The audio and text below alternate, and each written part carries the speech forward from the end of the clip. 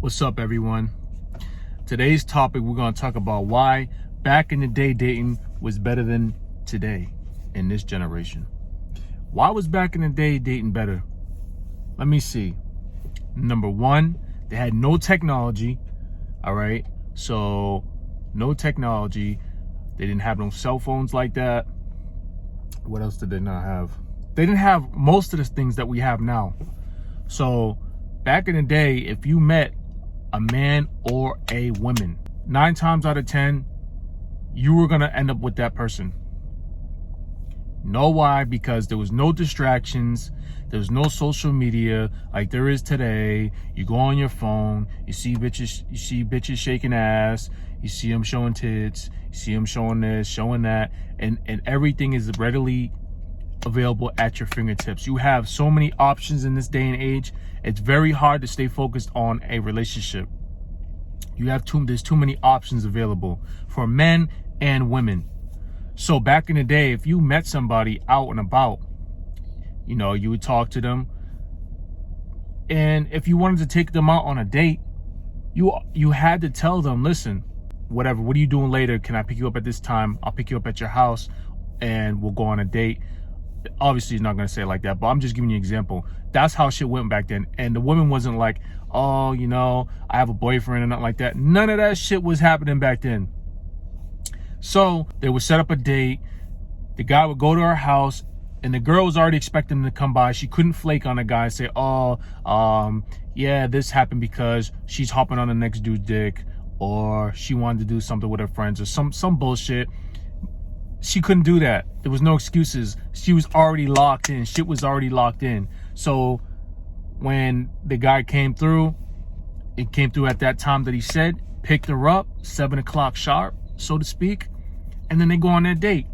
Also, with the old school dating, you had to meet the girl's parents if you wanted to take them on a date.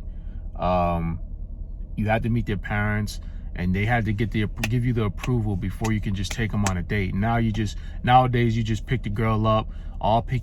You text them and you pick them up. Like you don't even get introduced to their parents or nothing. It's crazy, man. It's really wild out here now. It's just the morals is just out the window. Now, like I said, things were a lot different back then. So you go on a date, you're entertaining each other. There was no looking in your phone. There was no I'm gonna text this dude right now because he's blowing up my phone. I'm gonna text this chick right here. Or there was none of that shit.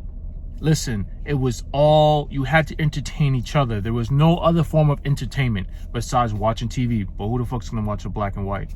You're gonna pay attention to each other. There was no your head down on your phone on a date or none of that bullshit. You're entertaining each other. So that makes a relationship this much better. That's what makes it quality in a relationship.